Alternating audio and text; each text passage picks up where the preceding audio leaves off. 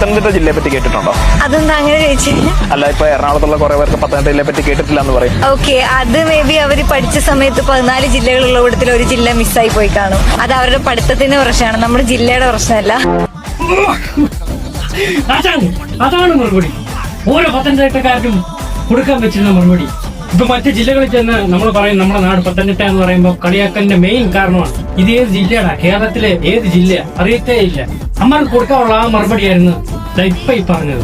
നിങ്ങളെ പഠിപ്പിച്ചപ്പോ നിങ്ങൾ ചിലപ്പോ സ്കൂളിൽ പോയി കാണത്തില്ല, അല്ലെങ്കിൽ നിങ്ങൾ ഉറക്കമായിരിക്കും. അത്രേ ഉള്ളൂ.